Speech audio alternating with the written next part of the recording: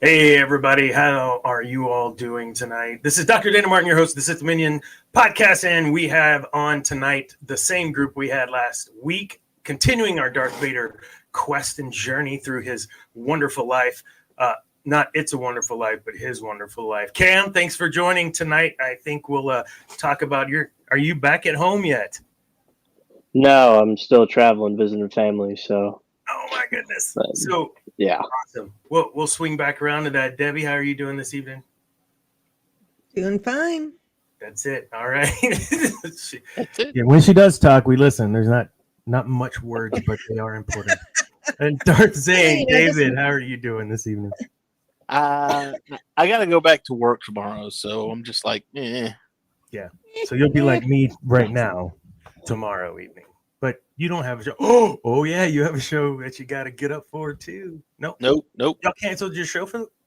We're done until the 8th. We don't come back until the 8th. I didn't know that was an option. Yeah. Why did I start a 3-part series over the holiday then? I don't know. We took a vacation. Well, What's You're the gonna- boss. I appreciate you guys being here then, because I was about to take I was honestly considering taking the entire month of December off, oh my to goodness. be honest with you. But I probably should have stopped at 20 and the cliffhanger for next year, right? I couldn't leave Debbie hanging like that though. Ah, This is my life. It's all I have to look forward to. Tuesday nights are what I live for. Oh my goodness. So let's kind of catch up. So Christmas was yesterday, and who knows how many folks are actually going to be around to watch live. But if you are out there, please get engaged and jump in the chat, and we'll talk with you. But Cam, you're still out and about, right? oh yeah. So we'll probably be in Huntsville for the rest of the week. So Cool. yeah, That's not too far of a drive though. no, it's not too bad. Just kind of making the rounds. I played 18 holes of golf today, so I've Oh just my. been- Okay, well, I Yeah. absolutely would have been where you were. Jeez. Deb, how was your Christmas holiday? Good. Went down to my oldest son's house and spent it with the kids, and that was it. David, you got a nice shiny headset, I see. Brand new. I'm wireless now, so I can if I have to leave my computer, I can still hear what Debbie's talking about me. Damn Yeah. it, now I can't talk behind his back. That's right. Remember that Leslie Nielsen was on a hot mic in the restroom in Naked Gun. Just not Yes. be careful with that, David. Yeah, during the show. yeah. Hot mic.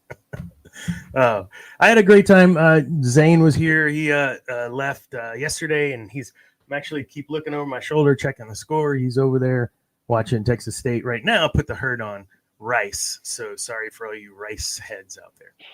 Rice heads. I don't know. Okay, let's move on. It's been quite a crazy couple of weeks in, I guess, news in general, right? We've got another list, and I don't think I put the link in here, and I don't know where it is, but they put a new kind of list out of what made the cut and what wasn't. And I wanted to ask about Andor because I didn't see. I saw something about it in the article, but I didn't read it. So did any of y'all see that yet? It's delayed till 25. Oh, Yeah. We talked about that on Thursday. Okay. Last Thursday, yeah. I think there's 4 shows scheduled for 24, and that's Bad Batch Season 2, Tales of the Jedi, Acolyte, and Skeleton Crew. Cool. Yeah. So pushing Andor and Buffy. pushing Ray's movie too. I don't know. That was just the TV shows, so I don't know if the movies got bumped or not. I got all excited, man. I got clickbaited in, man. I saw this like new trailer for whatever Star Wars. Acolyte. Yeah, Or- the Acolyte trailers have been making the rounds. Yeah. Well, I thought I was getting a trailer. Trailer. Yeah. It was a fan doing some. I mean, great. That's what we do. It's fan stuff. But come on, man. Don't say that. It looks good, but don't put official in the title. Come on. Yes. So Oh man, what else? So we had what was I doing where I got kind of crazy? Oh, so did you see that Empire Strikes Back? Lawrence Kasdan, right, was the writer there. Mhm. And you guys maybe already knew this, but he was very instrumental in developing how Vader's presence, why it was so much more intense on Empire than it even was in Star Wars. I didn't know that. There was a documentary attached to one of the VHSs that now you have to YouTube to find type thing, where they were talking about that. And I wanted to see what y'all's thoughts were about when it comes to from episode New Hope to Empire Strikes Back. Did you guys kind of feel that there was a definite change in intensity of this character's villainous appeal or approach? Yes, absolutely, 100%. Even growing up as a kid, I noticed it, and even you could look at like for me just as a young kid, as single digits, 7, 8, 9, 10 years old, right? You would watch it and you would look at. I always looked at A New Hope and said, Vader's not really the main bad guy in this. Vader's just kind of a lackey there. He's like the hired gun kind of thing. He's just the muscle, because Tarkin's really the one that's the bad guy. And and then you get into Empire, and Vader's body count rises an awful lot. And the one guy he killed in A New Hope, it was, he was angry, and you could tell because he throws him and he screams, "Bring me the passengers! I want them alive!" But then in Empire, it's more like he's just kind of calm, cool, and collect. It was more of a sinister meanness. It was more of a I don't know how to describe it. More of almost like Anthony Hopkins in Silence of the Lambs, where he's evil, but he's not like angry. He's more in control of his emotions. Yeah. And kind of taking that angle, would you say that him not being able to shoot down that rebel pilot before he blew up the Death Star pissed him off? I mean, he's the best starfighter in the galaxy, right? And then this kid, who is this kid? He was just pissed off. And you see that, I think, in Empire, the hallway, where he's just slicing the hallway to bits. They added that in that fan film. We were talking about the fan film stuff of what maybe could have been between Obi-Wan Kenobi and Vader. I know y'all probably seen that. And they added that little hallway piece. And I wanted to touch on that because in Revenge of the Sith, you have a hallway scene with Obi-Wan, and Vader's just tearing up the hallway. I know that's your favorite, right, Cam? Do you have any comments on that scene and how it compares? And is that something you think they were trying to connect? Yeah, I think so. I think, that's probably one of my favorite scenes. I love when lightsaber battles in tight hallways and you just hear the lightsaber hit the wall and and you can tell just how hard, it definitely feels like in that fight, they're actually trying to hit each other, and Obi-Wan's just doing all he can to just kind of make sure he doesn't get hit with the lightsaber versus them just swinging swords at each other, But I think that fan film they did of A New Hope with the Ben and Darth Vader fight, I think that was a good tie-in. So I watch that probably at least once or twice a month. So it's cool. It's cool. Debbie, what do you think about that connection, or Empire in general being more sinister Vader that we got? The fan film, or at least of that particular scene, made definitely more of a connection. Person 77, they just didn't have the choreography. Right. But, for what it was back in the day, it was great. We didn't complain about it back then. But, it definitely does not hold up too well. I mean, you still have a little bit of that tension, but the fan film one definitely shows a lot more than what we got originally. And as far as the Empire's concerned, yeah, I think Vader was more in control. He's not under the thumb of Tarkin, which, Dave kind of mentioned in the first film. He's not under the thumb of Tarkin. He's not that boy. Mm-hmm. So that's interesting that you brought up Tarkin because, again, good segue. Vader doesn't seem like the type that one would like the leash just based on his history as Anakin Skywalker, and two, how is it that he was just okay to Tarkin? What like, do you think he was just biding his time till Tarkin was gone because he had his own plans, or was he genuinely serving the Emperor and the Empire? I think it was Oh, go ahead. Maybe "lat boy" is not a good word. Because if I remember from the books, they both had great respect for each other. Mm-hmm. And maybe that's why Vader was kind of maybe a yes man. I don't know. But in the book Tarkin, I believe it talks a lot about their respect for each other. Sure. David, you were gonna. I was just gonna say, yeah. I like to think that it was just he was that loyal to the Emperor. He was. It was this. It was the same kind of scenario when Episode 1 came out, and you've got Sidious there, and he's telling, "I'm sending my apprentice Darth Maul to come to you." I was like, "Oh, it's the exact same thing." The Trade Federation's in control; they're the one running things. Maul is just there to make sure that things go according to plan. Right. And I think Vader was the same way. And honestly, I don't think Vader wanted any part of the Death Star, because he even said it as much himself, where he says, "Don't be too proud of this technological terror you've created. The ability to destroy a planet." That's like my favorite scene in like the entire every Star Wars. I don't know why that meeting is just, for some reason, just the way that the lines are, the way everything's delivered. "I find your lack of faith disturbing." I mean, just everything about that scene from start to finish. I'm just like, I could watch it a gazillion times over. I got it memorized.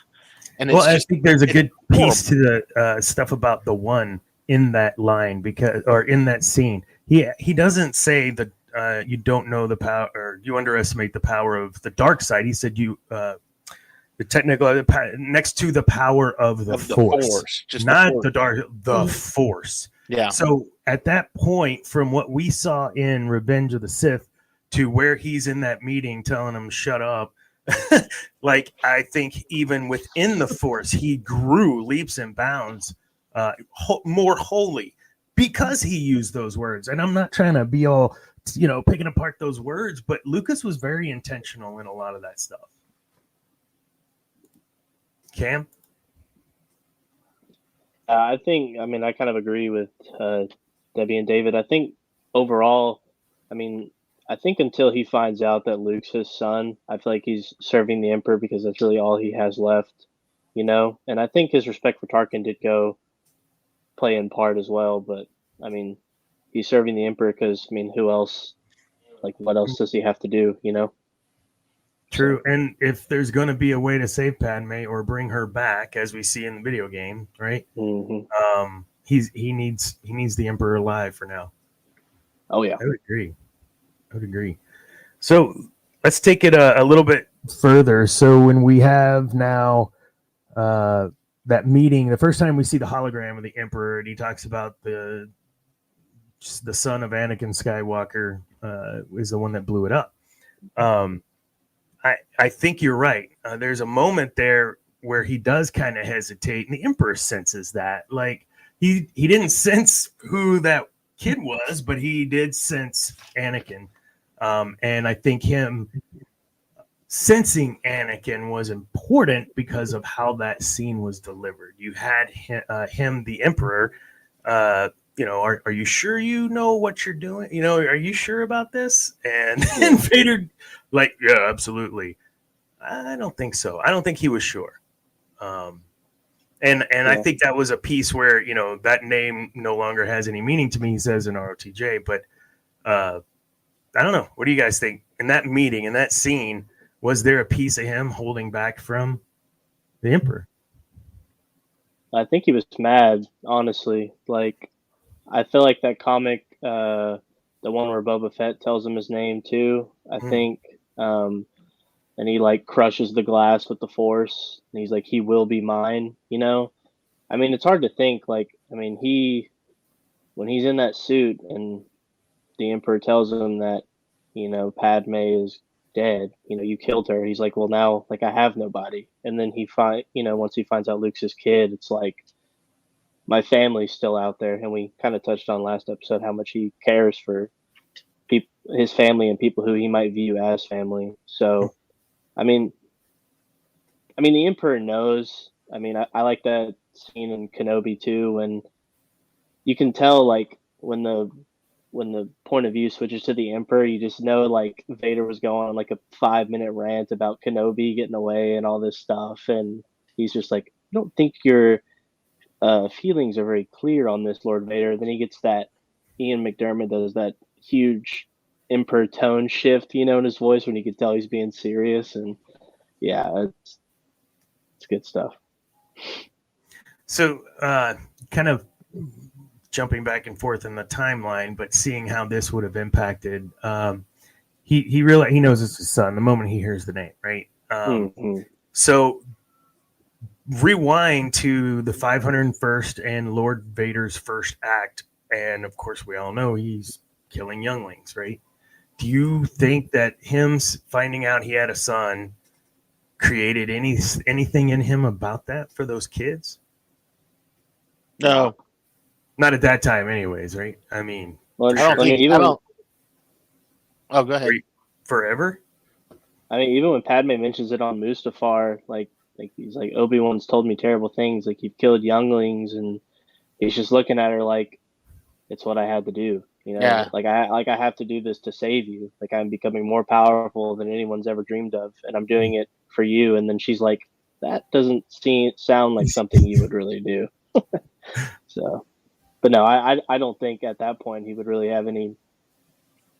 I feel like he was killing the younglings because it's just what he had to do, you know?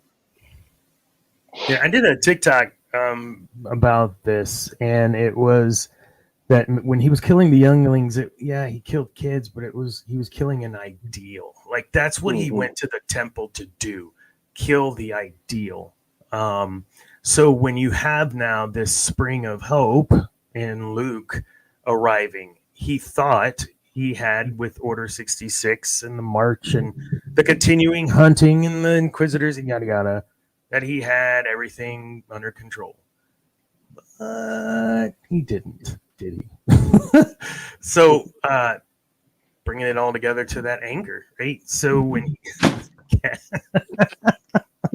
she kept going back and forth, and I'm trying to hold her tail down. I'm like, dang it, cat. You got to get her own laptop. So I need to. when I'm looking at some of the things, I had an outline to go through, but we're gonna jump off the outline a little. There's a lot of stuff you can get merchandise, right? Like I'm gonna like this Darth Vader's keys to success, right, or whatever. Just merchandise and things that in the universe of Star Wars,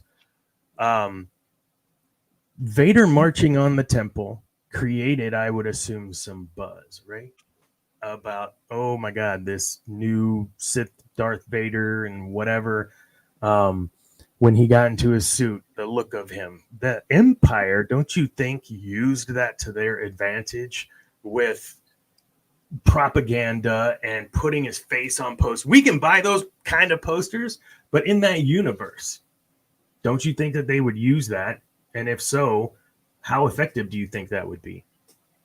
There was a book, a novel that came out shortly after Revenge of the Sith came out, and it was called Darth Vader: Rise of the Dark Lord, and it was basically him hunting Jedi. Basically, is what it really boiled down to. I think I read that. some Jedi that survived Order 66, and basically it was the Emperor putting him out there kind of as the face of the Empire. This is what the Empire. This is this is what you face if you don't fall in line, kind of thing. So yeah, absolutely. Darth Vader is the hero of the Empire. He destroyed the Separatists. He brought peace and order to the galaxy, and his face is on the money and everything. So, Do you think he was, carve Mount Rushmore with his face on it? No? Do you think, knowing what you know about, not knowing what you know now about what happens within Empire, when he is he's in his little chamber or whatnot, and he gets interrupted, right? And he gets pissed off because he gets interrupted. I always kind of thought like he was meditating and thinking about Luke, about this kid he has. Any thoughts, or am I the only one that thought that? I agree. Yeah. I think once you know about something like that, how can you get that off your mind? You thought you had no offspring. You thought you killed them. So now we got to look at, is there doubt now about his trust in the Emperor? I think that just fed his anger. And the only reason I say that is because he knew that Obi-Wan had defeated him on Mustafar. He knew that Obi-Wan had taken Padme, and that obviously Padme had given birth. Mm-hmm. He knew that all the Emperor told him at the end of Revenge of the Sith was that Padme was dead. He didn't say anything about the kid being dead or anything like that. You know, nothing about that. His main concern at that point was Padme. And so he knew that there was also that scene in Revenge of the Sith where he says, Obi-Wan's been here, hasn't he? It's almost like, what have you got going on with Obi-Wan? And if the novel goes a little more into that, because Obi-Wan visits on several occasions without Anakin around. And so I think that just feeds his anger, as far as him saying, I've had this kid all the time. Now, knowing what we know now as far as the Obi-Wan series goes, I've just saw Obi-Wan not too awful long ago, and he knew I had a kid, and he's been hiding him from me. Mm-hmm. And I have now missed out on the last 19 years or however much of my kid's life. I missed out on his entire life. I could have had a child that propagated my family, and I just haven't. And yeah, I think he was pissed. And I don't think it was aimed at the Emperor. I think it was aimed at Obi-Wan. I think you bring up a good point, though. I never thought of is, I mean, do you think it would have been different if Padme died, Luke, Leia were born, but he knew and had them? Do you think it would have changed the course of him going further into the dark side, or do you think it would have helped him be more like Anakin again? No, it would have, because I mean, and he said it as much himself. You know, the Emperor has. You can destroy the Emperor. He has foreseen this. Join me, and we can rule the galaxy together as father and son. So for him, that would have just been now I've created helpers to help me defeat the Emperor. And he even said it to Padme. You know, I can defeat the Emperor, and then we can rule the galaxy. Yeah. So you got a good corruption bad. Yeah.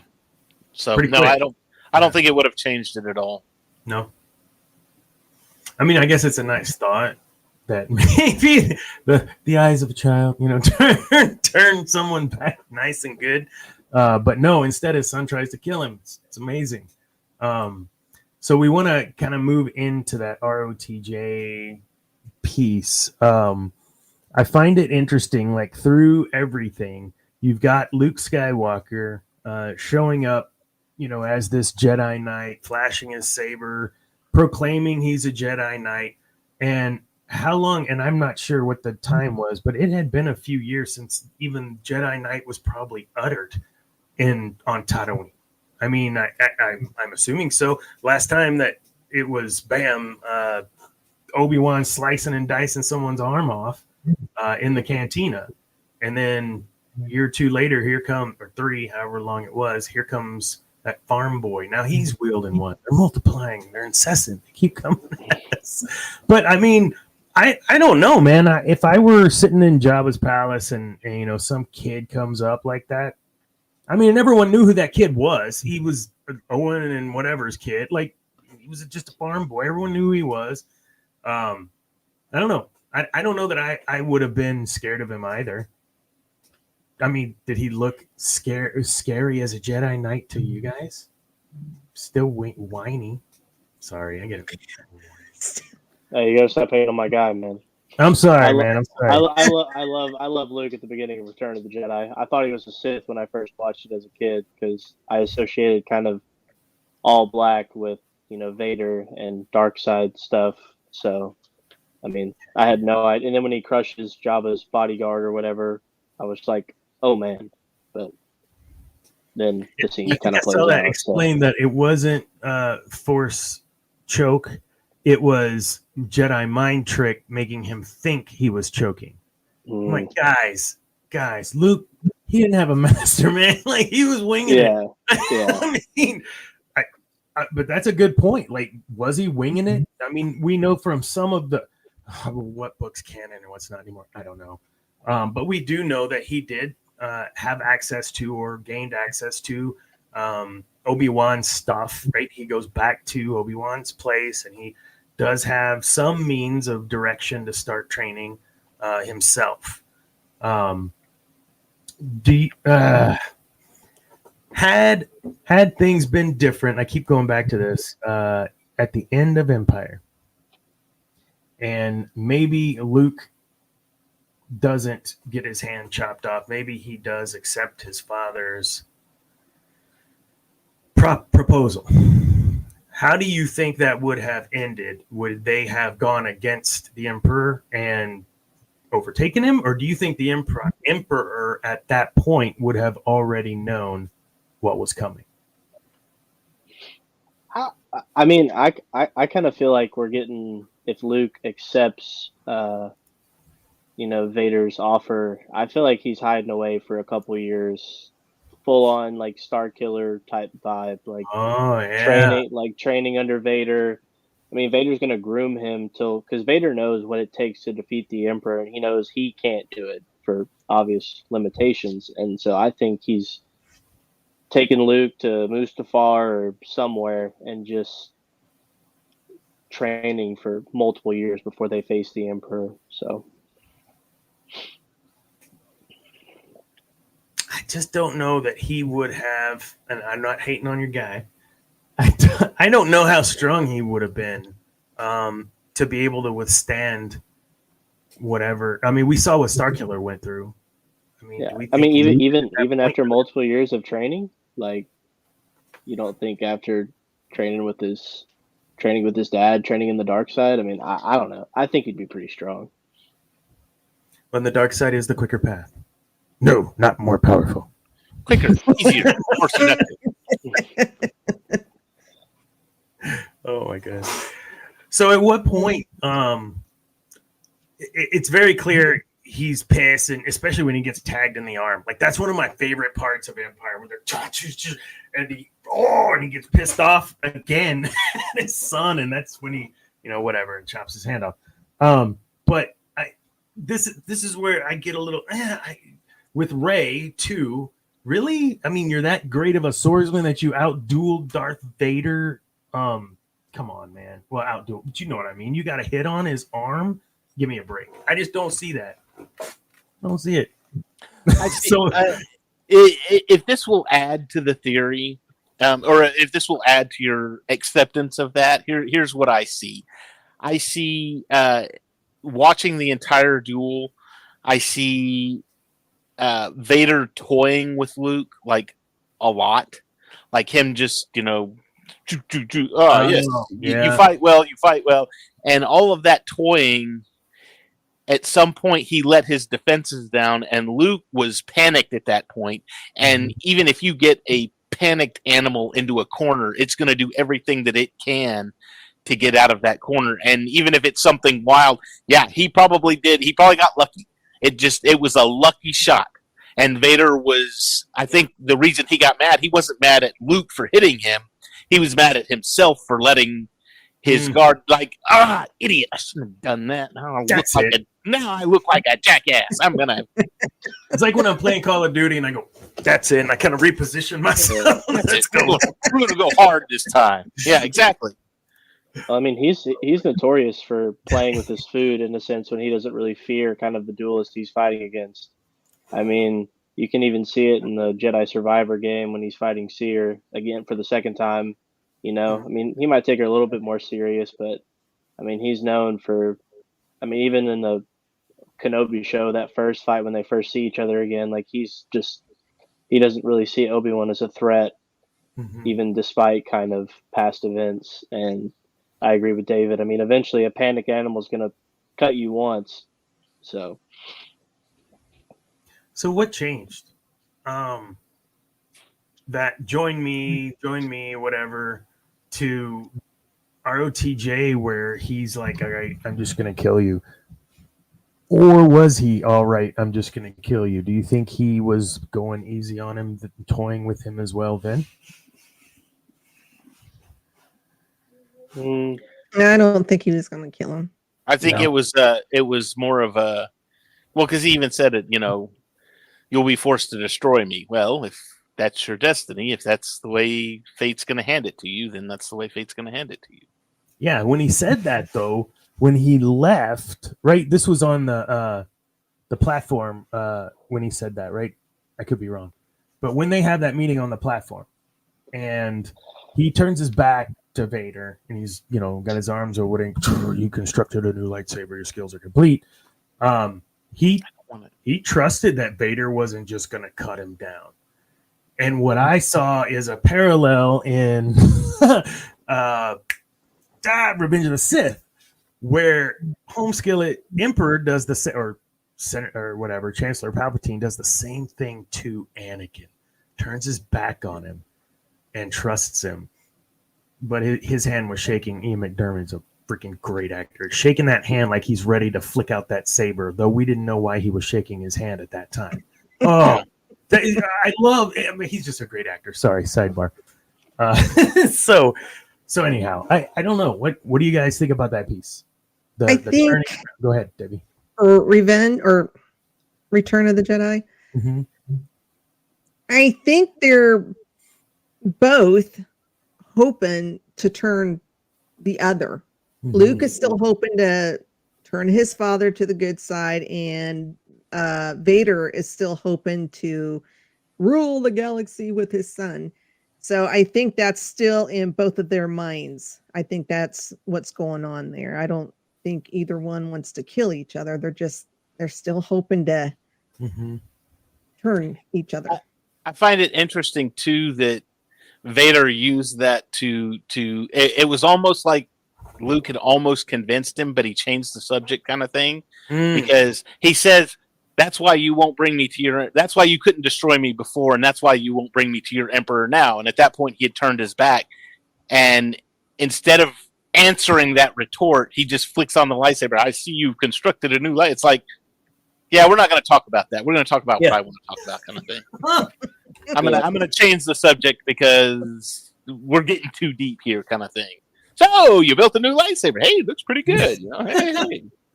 Yeah, I mean, that's my boy, son.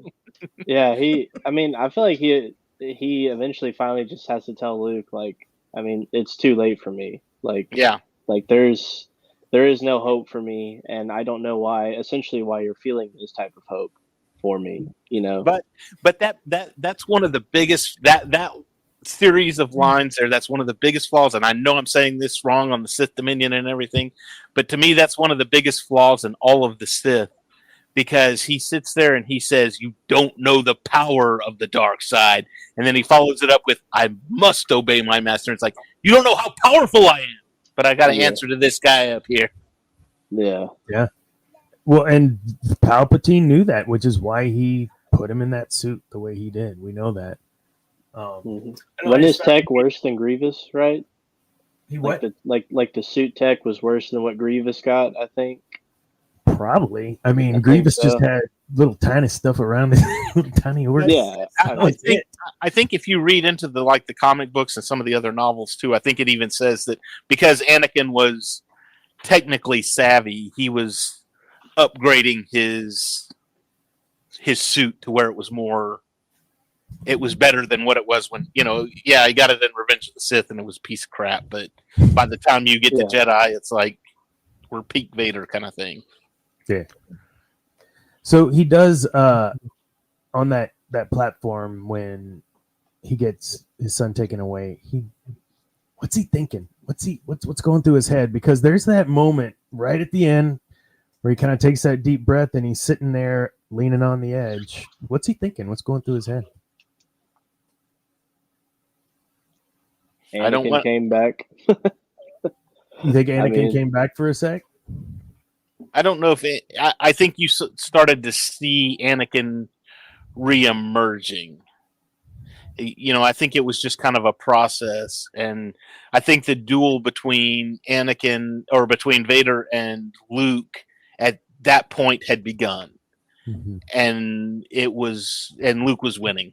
Even though sabers had not been crossed, I think the mental duel was on. Vader strikes back eventually, and we'll get your sister. Well, if you can't be turned, then maybe she will. And Luke goes bat crap crazy. Oh yeah, so he's tiptoeing the dark side there, absolutely. So, well, I also feel like too that I think Vader was kind of seeing Luke's resolve, and was like he. Pre kind of mentioning Leia, I think Vader kind of felt Luke's determination to turn like Vader back to the light, and I feel like when they started dueling, he kind of understood I guess how serious Luke was about it. So I think I misunderstood my earlier comment was kind of what comes after the duel. That was kind of what I was referring to when Anakin comes back, but so I got you.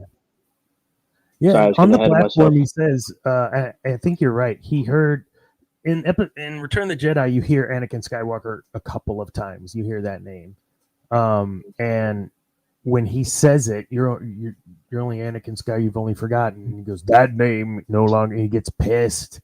Like, I don't want to talk about that weak little piece of garbage that cried all the time because his woman was having a little side gig with Obi-Wan. No, like that little guy came out in him, and I think he didn't know how long had it been since that came out, and I think it was a slow gurgle, bubbling stream, but real slow, that started when he found out he had a son.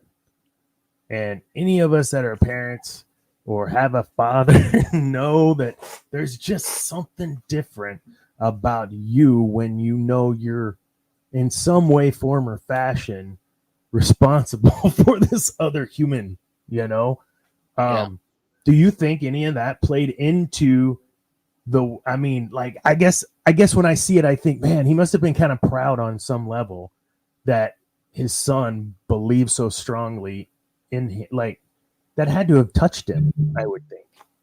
He's the only one that believed that he was still Anakin underneath. The only one. Obi-Wan once thought as you did. Yeah.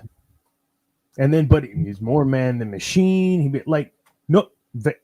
And Leia's face, it's like, Vader is your father. Like, he's like, she's pissed because Vader destroyed everything that she knew. I mean, an entire, not just you're talking genocide on a planetary level, as it were. So the only people that were alive were like folks on a ship somewhere. Like, people that weren't on the planet at the time. That's nuts. And to be responsible for that, he clearly didn't have Anakin front and center in his mind as those things were happening. My question is, in those scenes with them so close to one another, literally he's holding her, how did he not feel her presence in the Force? As far as Leia goes, Yeah. I always wondered that. Was there ever an explanation to that we know of? I don't think she used the Force that much. Well, but I don't know that she knew that she was Force sensitive, but She didn't. So, but others would know if one was Force sensitive. The Jedi used to go get kids, steal children. well, and I mean Vader even when he was flying against Luke at the Death Star, it was like, oh, The Force the Force is strong with this one. I mean, it's not. He's like, okay, as far as Force goes, yeah, okay, it's not a big deal. The Force is strong with you, but there's a little bit of Force in everybody. I like to harken back to the old. They had the trading card game, the Star Wars TCG back in the late '90s, early 2000s, and every character had a Force sensitivity. Mm-hmm. Now you could be like the lowest of the low, but you still had that Force sensitivity. I mean, life creates it; it surrounds us and binds. Yes. That's everybody, everything. Yep. I see life, I see death, and what do you see in between it? The Force. The Force. So yes, for him to sit there and look at Leia and say, "Gosh, the Force is kind of strong with her." Yeah, sure, I can see that happening. I don't see him necessarily making a familial connection because the Force is there with her, but it's not. She obviously got her mother's genes and not my genes, as it were. So yeah. I always wondered if they were twins, how they could sense each other, and we finally see that in Empire, right?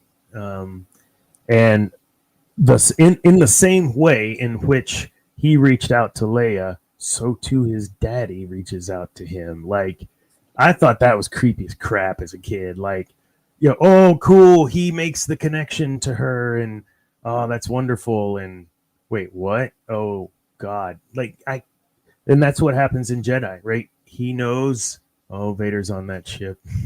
He knows. And maybe you're onto. Well, I know you're onto something, because the more sensitive you are in the Force, then the more attuned you are to what's happening around you and how the Force is flowing and whatnot. So that makes total sense. Total sense. Man, Vader. So moving to that last scene. So he gets all pissed off. Luke, and starts, and just hammering his dad, and his dad's Vader's falling down. Why didn't Vader just Force choke and lift Luke? Was he that distracted to try to protect himself? Help me understand that. What was going on? Did he just not want to kill his son at that point? That was part of that was part of the Anakin reemerging. Yeah, he's not going to kill him or do anything to even put Luke in harm's way, I feel like, at that point. Yeah. That is why you couldn't destroy me now, and that is that's why you couldn't destroy me, and why you won't take me to your Emperor now. That's right. I mean, Luke knows. Like he, in some sense, maybe being blood related through the Force somehow. I mean, he knows. Like the Emperor can feel Vader's feelings, I feel like, to a certain extent due to like their friendship and those type of things. But I feel like at that point, I feel like Luke kind of he knows, especially with Anakin kind of reemerging toward the later end of their confrontation. Like, he knows at that point, like, he's not going to do anything to harm me. Yeah, I think Vader, for me, it's like, I'm not going to be the one that does it. Yeah, I can't do it. I can't kill my son. But then he, in the same thought, it's like, well, he's letting the Emperor go. I can't let my son be killed. Yeah. Yeah. He lets the Emperor go at him. I mean, electrifying him. We're seeing in his skeleton appear until Luke says, "Father, please." Right. Father, Luke please. begs him, and then he's like, "Oh, ding! Wait a minute. Maybe I should step in here." I don't know. I don't think he thought things through. I don't think it was one of those car mom situations, right, where the mom gets adrenaline and just lifts up it like the car to save her kid. I've always viewed that piece of the movie as he didn't know what he was doing other than saving his kid. He didn't know the lightning was going to kill him. He wasn't sacrificing himself intentionally. All he knew was, I got to save my kid. And I want to know how you guys think about that piece. I do the same thing. Yeah. I think most parents would. The repercussions be damned, whatever happens. I'm not even thinking about what might happen to me. What might happen to me, so long as Samuel or so long as Luke is safe, yeah. See, I wouldn't do that for my dogs, but I would do that for either. You want to shoot your cat? You want to shoot my dogs? Debbie, would you do that for your kitty? The one that just knocked. Yeah, it depends on what she's doing. I've got news for you. We had a dog once that had a herniated disc in his back. The vet said, we're going to try the steroids, and if the steroids don't work, we're going to have to spend $3,000 on some therapy for him and surgery and blah, blah, blah. And I was like, how much to put him down?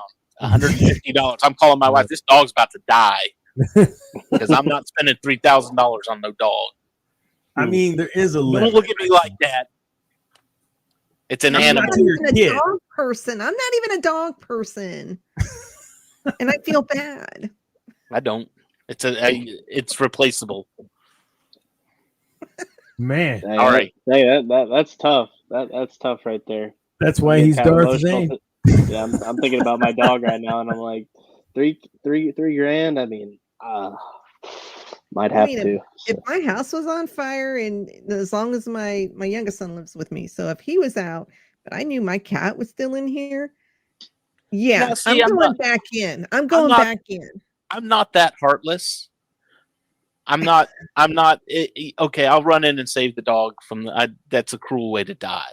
But if it's medically something that, you can fix him and he might get another year or two out. It's like $3,000 isn't worth it for another year for me. Oh my goodness. I'm sorry. Debbie, what's your favorite moment, Darth Vader moment from Empire to ROTJ in those two films?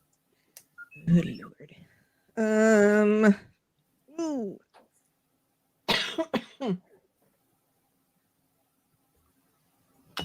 Cam, I'll let you think on it, unless you got it. Thank you. Cam?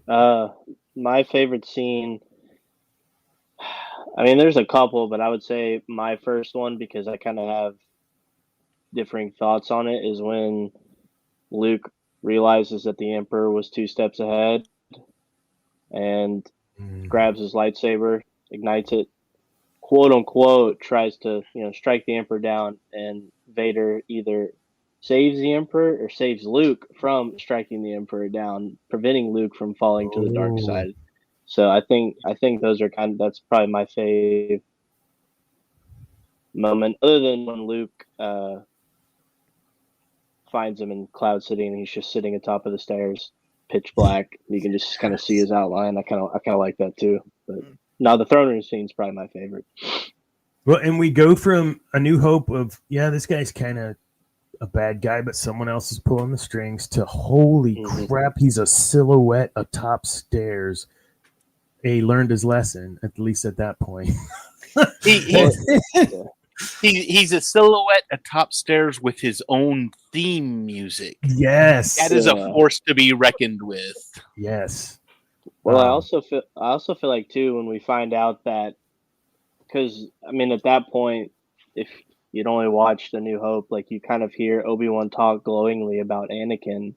And then now that we're kind of making the connection that those two are one and the same, and you're like, how is the guy that Obi-Wan said was a great friend, best star pilot in the galaxy and all of that, is now this monster in this black suit, So. Yeah. Deb? Debbie. Well, I mean, the moments that Cam mentioned, but I always liked it, and I I don't know if snarky is the right word, but I like it when he's snarky. When he said, in the meeting in Empire, and then I still giggle when this scene comes on, but and it's probably not intentional, but in my mind, when they're dueling and Luke jumps up on the upper platform and he says, Obi-Wan has taught you well. High ground. Yeah. I'm like, yeah, I'm just thinking, yeah, that's Vader being snarky. Okay, but real quick, I love that you brought that up, because who of us ran outside after we saw that and tried to do the lightsaber throw? Because we had never seen a lightsaber be thrown, and that was insane. Mm-hmm. What? It stays lit without holding it, and yeah, that was. But awesome. That makes sense, because you would think, okay, we got to push a button. It's not like we're gonna have to sit there and fight continually holding a button. Otherwise, it's not gonna. It's not like a power drill. You got to keep holding it until the battery runs out, or we got to recharge. Yeah. What do you got, Darcy? Favorite scene between Empire and Jedi? Yeah.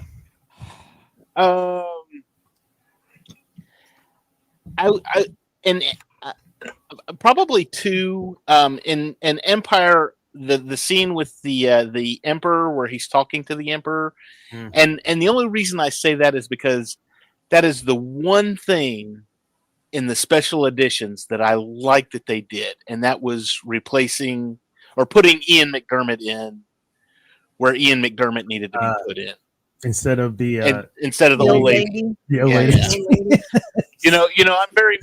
I'm very much against, and Debbie knows this, I'm very much against Hayden in Return of the Jedi. I think that was bupkis. I think that was an insult to Sebastian Shaw, who played him initially. Not Sebastian Stan. Get off of it, Debbie. Wait, isn't Sebastian Shaw on your list? No.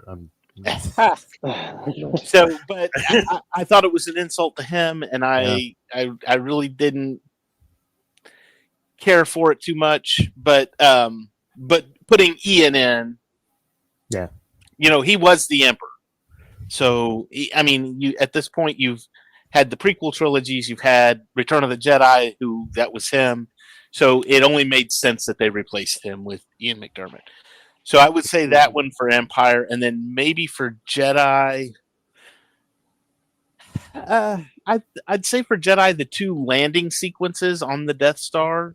The first one with Moff Jerjerrod. The Death Star will be completed there. The Emperor's coming here. Yeah, the Emperor's coming here, and he is most displeased with your apparent lack of progress. Absolutely. The Emperor is not as forgiving as I am. And we know from Empire that dude just goes through. Yeah. I'm gonna die. He goes through officers like I go through underwear kind of thing. So Piet was on the fast track, y'all. He was in the right place at the right time every time. So Jerjerrod, and especially when he says that, and Jerjerrod got this nervous, and he's he does the big swallow. Yes, he's like, "Oh my gosh, great. Worse than you? I'm getting off light right here, and now this is worse than you." So, and then of course the one with the Emperor, where the Emperor actually lands, and he's addressing the Emperor, and just the way he's looking at him. David Prowse does something that Pedro Pascal did with The Mandalorian, where there's he's wearing a mask, but you can almost see emotion in the mask, and it's almost like the Emperor gets off, and he's like looking at him like, "We're gonna be done on time, I promise you," and he's got this look like, "Trust me, everything's gonna be," and he's like, "Oh, don't worry, you've done well, Lord Vader." Good. My friend, he says, even then, my friend, yeah. And now I sense you wish to continue your search for young Skywalker. I want to make sure. Well, since Dave brought it up, sweet. My favorite scene in Return of the Jedi. Hayden Christensen. Oh my goodness! Are you doing that to poke the Darth Zane David Bear, or yes, that's exactly what I'm just saying. Really believe that? Yeah. Yes. it makes perfect sense. It connects everything. Yes. Well, how come Obi-Wan's old? and Yeah. Yoda's Because he was old? a Jedi when he was old. Anakin wasn't. See, I Yes, made that but- It argument goes for back years. to when he was truly a good guy, when he was truly a Jedi. And that But he- was when he was younger before he turned to the dark side. And I'm 100% for the last ever on board with that. But All I Like- wanted to see when Hayden Christensen popped up as the Force Ghost, when he popped up as the Force Ghost, I wanted all those little youngling kids as Force Ghosts popping up going, guess who's back? And we ain't dying this time. he saved his father. Luke saved his father. He didn't save young Anakin. He saved his father. So at the very end, that's when he should have been now. I mean, forever. I always lean that way, Debbie. Now it's like, I don't know. I don't know how I feel about that. I'm really torn with that. And you Not would my be- favorite scene because it makes me just feel weird. I don't know what to do with it. I cried when they did that. I still cry when that scene comes up when I watch that movie here at home. I cried too, but I think for different reasons. Yeah, I tear up. I Like, tear up because I'm like, that's the What way it is should be. happening? What are you doing? Stop. Oh my Y'all goodness! And then wrong. the face he makes, it doesn't even really look like him. No, I it mean, doesn't. it's like He's Like, kind I of got don't this know. like. yes, Well, the thing is that George just took something from It was like a stock because Oh. Hayden didn't even know about it until he had seen it. Oh, It was wow. like Yeah. footage from the And George even says, "This makes Oh my goodness! so." George says this makes sense, but he also said Jar Jar is going to be the key to all of this. So Right, he was. Me lead. Well, yeah, he was kind of. He's the one that did it. he's the Sith. Well, and he's the Sith Lord that no No, one knows he about. just he's the one that basically put Palpatine in power. He's the So one he that was- voted emergency powers. That had nothing to do. That it was Jar Jar being he was just talking about Jar Jar being a fully animated character, CGI character. If you watch the making of Episode 1, The Phantom Menace, he talks about that. And if Jar Jar doesn't work as a CGI character, then this doesn't work. Which he said the same thing about Yoda being a puppet too. But Yeah, I'm glad they fixed all that. Jeez. Cam, I have to call out that bit. I've always looked at that scene as he was saving the Emperor because he wanted to fight him to try to turn him. But what you say makes, I think, even a little more sense that, one, if he does strike down the Emperor, that's a whole nother bag of, or can of worms, satchel of caterpillars. No, I don't know. It's a whole nother Bag of thing. sand. Do what? A bag of sand. A bag of sand. I don't Oh, like yes, of sand. course. Oh, he really doesn't now. It really gets in everywhere. So I never really looked at it that way. And I think that's an interesting perspective because then it becomes, I have hope for you, son, and I know either A, you're going to strike him down and be all evil, or two, he's going to like shock you. Bam. Like he's trying to coerce you and coax you into doing this. And he knows because he saw the crap happen. So yeah. Man, I mean, that's kind of where I got that thought from. I feel like during Luke's entire interaction with the Emperor, I feel like Vader's kind of having memories of Revenge of the Sith, essentially, and prior moments before that. And I mean, I have no real, I don't believe one way or the other. It's just kind of like an interesting thought that maybe he didn't want Luke to go down the same path he did, whereas he still wants Luke to join him to defeat the Emperor, but maybe not that way per se. I don't know. Just kind of a I think it headcanon plays into theory I've got. Yeah, I think it plays into the stuff we talked about being the one and what that really means too. Having himself still be kind of dark side and Luke being light side. As long as he was alive, there was balance.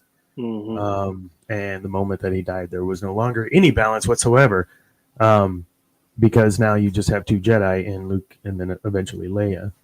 And whoever else is running around out there, gosh, they can make. Ahsoka, Ezra, Yeah, they're all running around. That we yeah. think of. Well, that's Sabine apparently. yeah. What?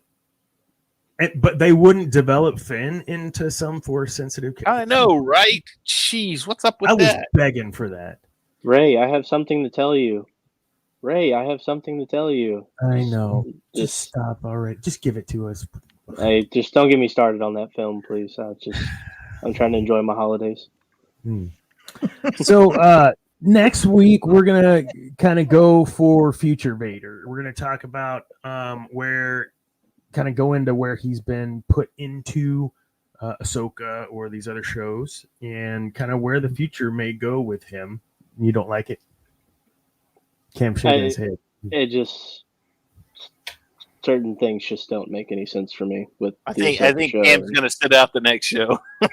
No, I'm coming in. I got thoughts. I mean, I'm not mad at more Vader content by any means, but it just makes. I'll save it for next week. I'm sure Dana will ask. And any Vader content I can get, but I gotta tell you, it was quite cringy in Rogue One, where he tells Director Krennic not to choke on his aspirate. Oh God. I couldn't. Snarky. I loved it. Like it. You don't like that line? I feel like that's a very Vader like line, in my opinion. There's another one. I need another example than that. Well, it's like when he walks into the Jedi Temple where Seer's at, and she's like, "I thought you died when we blew a hole in your underwater base," and he's like, "It is delusion to think your actions have had any consequence." And I'm just like, or I find your lack of faith disturbing. Yeah. I find your lack of faith disturbing. Come on. Snarky. It's great. Yeah. Okay. Fine. Come on. You're going to come around. Go rewatch it. I watched it today. Yeah. I watched Rogue One today. Just today. Yeah. I watched it a couple weeks ago. Right now, I'm on a Lord of the Rings run. So same. It's a Christmas movie. One of the non-Christmas Christmases. Absolutely. Man, I wanted to kind of close out with some thoughts on Vader in the original trilogy. When at the very end, when he is redeemed and saved by his son. Could he have been redeemed any other way than killing the emperor and not killing his son? Was there any other thing he could have potentially possibly done? And there's actually some folks that say, well, redeemed or not, he killed a ton of people. Like, who was it? One of you guys just said about the younglings. Why didn't they appear around him? Like, what's up, dude? Dude. So, what are y'all's thoughts about how all that kind of played out at the very, very end there? I know we started talking about the Force Ghost, but I mean, really, what else is there for him? How else could he have been saved? I don't think there's any other option for him, honestly. I think the fact that, Luke told Obi-Wan that there's still good in him, you know what I mean? And I think the fact that Luke believed in him and was able to, I don't think there's any other way for him to be redeemed, because Luke was, and Leia to a certain extent, but Luke at the time was the only hope that the Jedi had, because when Luke's like, I won't go fight him, Obi-Wan, and he's like, well, then I guess the Emperor's already won. You were our last hope. Yeah. Even though Ahsoka and Ezra and a few others no, Grogu's around somewhere, Yeah, but no, I don't think there's any other way for Vader to be redeemed, and I even still think if he lives, they're still trying that man as a war criminal in the New Republic for sure. Oh, I didn't even think of that. And I think what would have happened? I think he would have had to have run away. He would have had to have run away to a planet called South America and lived out his life in the jungles out there. Not the deserts of the Sahara, the jungles of South America. Although that moisture starts messing with circuit boards after a while, you got to be careful. Or you get the sand in the circuit boards, you get dust all over. It's a no-win situation. It's rough and coarse and gets into everything, How about you two? Was there any other way, or was there any final thoughts about that redemption piece or that arc? I don't think so. I think it kind of even mirrors Christianity in a sense, to where it's like there's no redemption without some kind of sacrifice, and even if it's the ultimate sacrifice, a life given for the lives of many, then I think that's where it boils down to. No, there's no other way. Wow. Debbie, any party thoughts on that? Yeah, I pretty much agree with everybody. There was not another path. So we know that he grabs a hold of the Emperor, knowing, not even caring about what's happening. Do you feel that Luke went there fully prepared to change his father, but also prepared to do what had to be done, if not? I think so. I think he would have killed Vader. I think it was. I honestly think it was. I'm either going to change him, or there was three options. I'm going to change him, or I'm going to die trying, or I'm going to have to kill him. Mm-hmm. So what happened in that moment where he's hammering him, and then he's like, "Good, strike, kill him." What happened? He looks at his hand and all these things, and there's these parallels. What happened in Luke's mind to make him turn off that switch? Because he cut off his dad's hand, realizing he was his dad had done the same to him, and the cycle continues. And his face was in the dark side cave. His face was who he chopped off. Yeah. That was it. There's a documentary, and it's on YouTube now. It used to be on. I've still got it on VHS. From Star Wars to Jedi: The Making of a Saga, and Mark Hamill actually narrates it, and they talk about that scene on Dagobah with where the thing goes off, and he talks about the symbolism of it. And I've heard a lot of different theories and a lot of different stories. Oh, well, it means this, it means that, it means this. But I think that one was the biggest one, to where it's. Luke holds all the potential in the world for good or for bad. He just has to choose the right way. I mean, he could be as bad as Vader. That's why, Vader was underneath the mask, or he could be as good as he needed to be and defeat Vader. So that was a huge thing when I saw that the first time of, oh my God, he's not going to kill his dad. What? Like I couldn't believe that was happening. And I think it was because I felt as if you were not going to be able to turn him, you had to kill him. But then if he kills him, take your father's place at my side. Like maybe when he heard that, saw the hand matching, and because I'm going to take his father's place at my side. Yeah, I don't know that I want that. So what alternative did he have in that moment but to either fall on his sword and just give up, or no, I'm going to stand my ground? I feel like Anakin was that type of, I'm going to stand my ground. I believe in the Republic. I believe in the senators, and now I believe in Palpatine. Like there was a long road to have him be that loyal to Palpatine. And then when you take that last scene where he's about to either become Vader's replacement, kill Vader, or he took the ore. And I just didn't expect that in the movie. I thought for sure he was going to kill his dad. No. No, I mean, maybe that's just my own past, like creeping on me. Yeah, well, I mean, You're going to kill your dad? What? No, I don't. I'm just, things aren't great. And, I can see, like, no. Man, Yeah, everyone. No one wants to touch that one, huh? So, Yeah. nope. I'm not. It's like I'm out. Nope, I'm done. Oh my goodness. Well, we do this a little over an hour. We could keep going, but it is late for me, and I do have to work tomorrow. So I think we'll want to wrap it up. But we want to wrap it up with two things. First, I'd like to take just a moment to thank Debbie for everything she does over at our organization, GNN, everything. And every time I'm like, I don't know how to do this. Can someone just do it and not tell me how to do it? Just do it. And she just does it. Do it. Do it. But it is her birthday today, and we are very excited to be celebrating that with me. It's not okay. Tomorrow's my birthday. Okay, well, tomorrow's her birthday, but there's no show. Happy early birthday.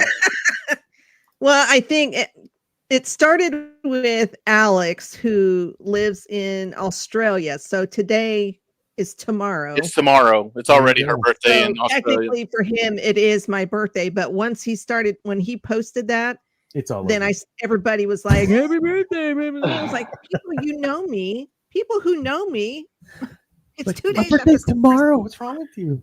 It didn't pop on my Facebook thing, so I'm gonna Yeah. It will tomorrow. say it will tomorrow. So The you big have two 6-0. birthdays. And so today's really your unbirthday, and tomorrow's Yes, your it's birthday. my un- Well, a very unbirthday to you.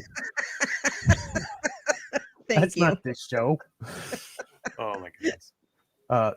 Happy birthday for tomorrow then. And I'm sorry you're born around this time, because that usually means December kids don't get as many presents because, Oh, it my was great sister- when I was a kid, but now it's like, oh, here's your birthday and your Christmas. Eh, Your birthday. eh, Yeah, Hmm. so, yeah.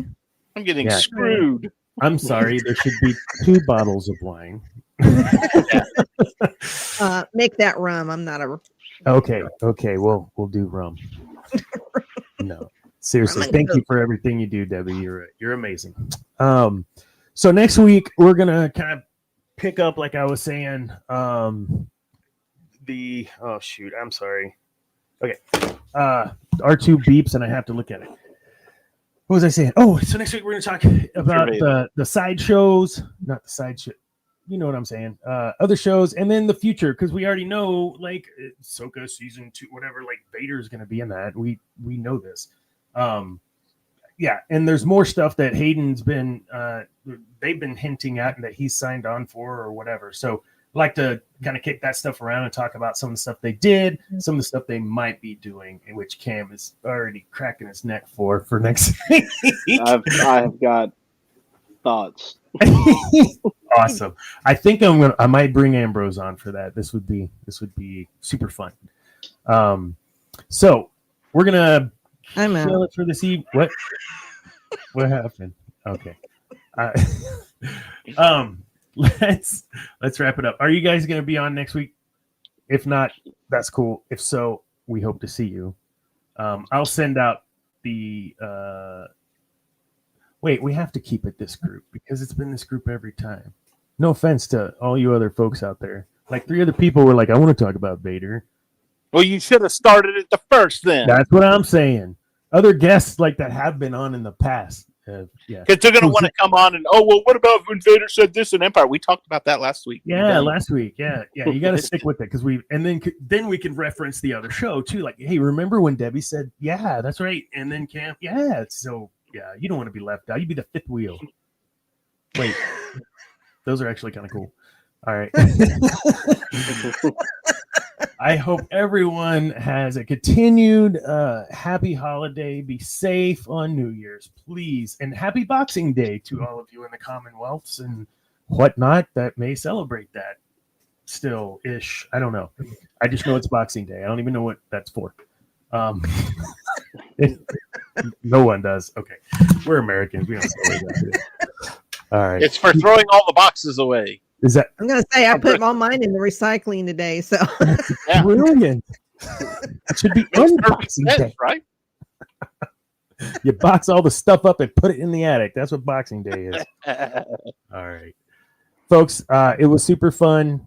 We will reconvene next week and we'll continue the conversation about Darth Vader. Yeah. Oh, one last thing. Remember, kids. Wait, not yet, because we will be back next week. I don't know. You guys were on to something about taking a week or two off. Maybe we're MCU Monday. There we go. We'll be back on January the 8th. Okay. Where we're going to be talking about the What If series that's playing on Disney Plus right now. Ooh. And then Cantina Happy Hour will be back on the 11th, and we're discussing everyone's favorite, the first Ewok movie. The first Ewok movie. I gotta watch that yet. I forgot all about that. I can't believe I remember that. Oh, and then they turn it into a show? No, they made another movie. They made two of them. There's the Caravan of Courage and the Battle for Endor. Wow. So, yeah, it was, pretty terrible. Not quite holiday special, but it's Gotcha. Oh, and I've got, speaking of which, I got a movie for Christmas too. It's called A Disturbance in the Force, the behind the scenes of the Star Wars holiday special. It's basically how and why they created the Star Wars holiday special, 1978 holiday special. And as soon as I can get my kids off the PlayStation because they're playing all their video games, I'm going to sit down and watch it. It'll be amazing. Heck so. Yeah. What other shows do we have? Is everyone on hiatus this week then? I don't know about Geek Gauntlet. On Saturday? I can't say. Well, this is why you should like and subscribe. Hit that notification button, because then you know when we are or are not broadcasting live. That's right. Especially around the holidays. I don't get a break because I took a break earlier in the year. So there we have it. I promise I'll write another article, David. I swear. Not for Grand Poobah. At some point. It's been a crazy month, though. But folks, thank you. I'll close it out. I'm just babbling now. And remember, kids, peace is a lie. There's only passion. Good night.